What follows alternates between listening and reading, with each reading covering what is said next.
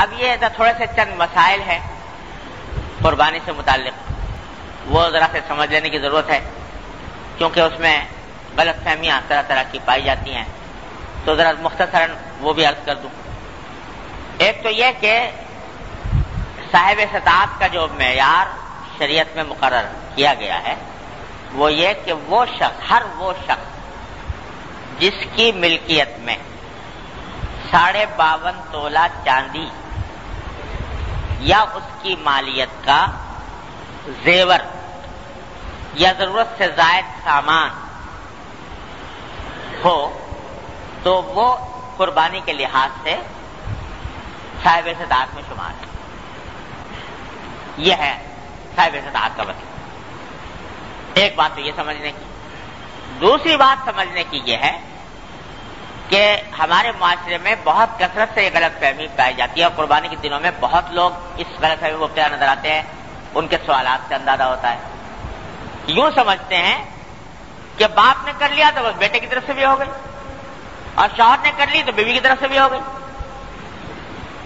یہ بڑی زبردست غلطی ہے، غلط فہمی ہے۔ دیکھو، جس طرح باپ کے نماز پڑھنے سے بیٹے کی نماز ادا نہیں ہوتی، یا ہوتی ہے کہ بس باپ پڑھ لے تو بس بیٹے کی چھٹی، یا شوہر کی نماز پڑھ لینے سے بیوی کی نماز ادا نہیں ہوتی۔ ہر ایک کے ذمے اس کی عبادت الگ واجب ہے۔ زکوٰۃ باپ کے ادا کرنے سے بیٹے کے لیے ادا ہوتی، شوہر کے ادا کرنے سے بیوی کی ادا نہیں ہوتی۔ تو اس واسطے یہ قربانی کی عبادت بھی ایسی ہے کہ ہر ایک انسان پر اپنی الگ الگ فرض ہے۔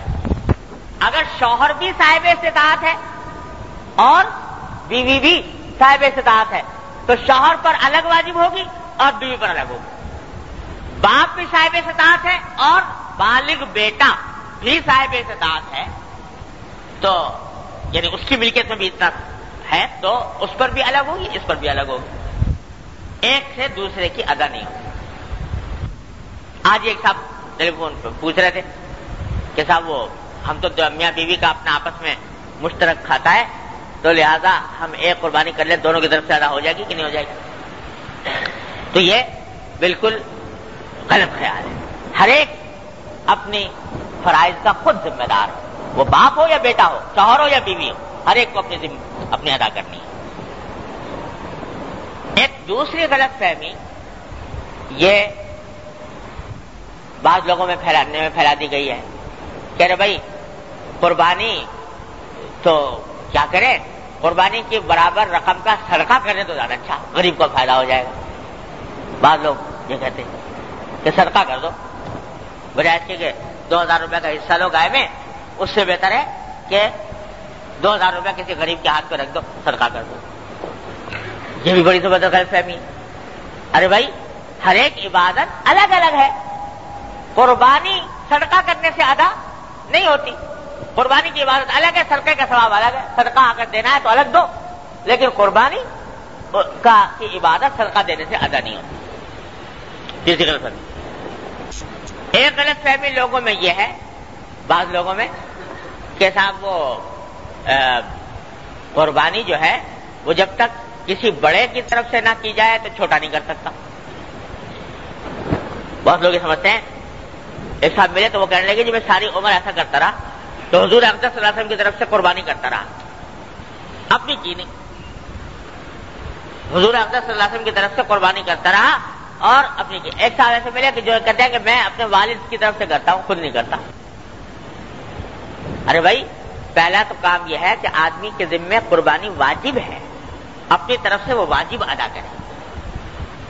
دوسرے کی طرف سے قربانی کرنا ایصال ثواب کی خاطر، خواہ حضور اقدس صلی اللہ علیہ وسلم کی طرف سے ہو یا اپنے والدین یا کسی عزیز کی طرف سے ہو، یہ انسان کے ذمے کوئی ضروری نہیں ہے، واجب نہیں ہے۔ کوئی کرے ثواب ہے، نہ کرے تو کوئی گناہ نہیں، لیکن اپنی قربانی کرنا واجب ہے اور اس کے نہ کرنے میں گناہ ہے۔ لہذا پہلا کام تو یہ ہے کہ اپنی طرف سے جو اپنا جو واجب ہے وہ ادا کرو، اس کے بعد اگر کوئی کسی کا دل چاہتا ہے اور استطاعت ہے تو ٹھیک ہے، حضور اقدس صلی اللہ علیہ وسلم کی طرف سے کرے یا کسی والدین کی طرف سے کرے، کسی کی طرف سے کر سکتا ہے۔ یہ بات بالکل واضح ہو جانی چاہیے۔ آخری بات یہ ہے کہ بعض لوگ دوسروں کی طرف سے کرتے ہیں، تو اس میں شریعت کی طرف سے کوئی پابندی نہیں ہے کہ بھئی ضرور حضور اقدس صلی اللہ علیہ وسلم کی طرف سے کرو یا ضرور فلاں والدین کی طرف سے کرو، بلکہ یہ بھی اصل میں جو دوسروں کی طرف سے کی جاتی ہے نفلی قربانی، حقیقت میں وہ اپنی ہی قربانی ہوتی ہے نفلی. البتہ ایصال ثواب دوسرے کو ہو جاتا ہے. تو آدمی اگر چاہے تو ایک ہی چاہے بکری میں ایک بکرا کیا تو بکرا تو اپنی طرف سے ہوگا نفلی. ایصال ثواب اس کا جتنے چاہے آدمیوں کو کر دو، 10 کو کر دو، 20 کو کر دو، 50 کو کر دو، 100 کو کر دو.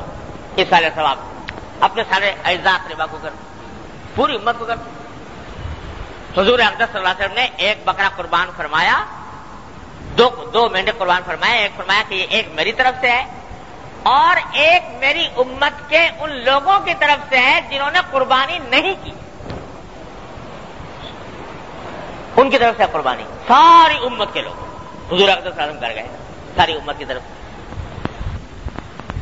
تو یہ بھی کلام ہوا ہے کہ بھائی جب کوئی شخص کسی کو ثواب پہنچائے قربانی کر کے تو کیا بٹ کے ملے گا یا پورا پورا ملے گا؟ بعض کہتے ہیں بھائی بٹ کے ملنا چاہیے، اس واسطے کہ ایک عبادت ہے تو سب کو اس کا حصہ ملے گا. لیکن ہمارے بزرگوں کا مذاق یہ ہے کہ اللہ تعالیٰ کی رحمت سے امید یہ ہے کہ انشاءاللہ بٹنے کا نہیں، سب کو پورا پورا ہی ملے گا.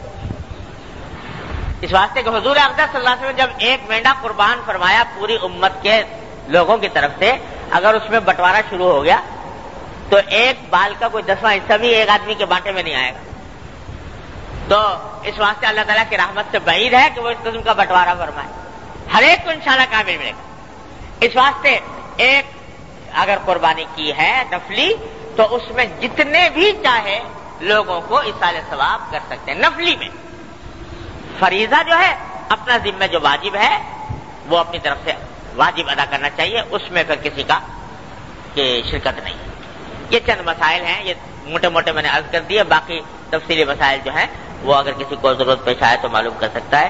بہرحال اس طریقے پر اللہ تبارک و تعالیٰ اپنی رحمت سے ہم سب کو اب صدق کے ساتھ، اخلاص کے ساتھ، اتباع سنت کی نیت سے اور اپنے تقرب کے خاطر یہ قربانی کی عبادت کو انجام دینے کی توفیق عطا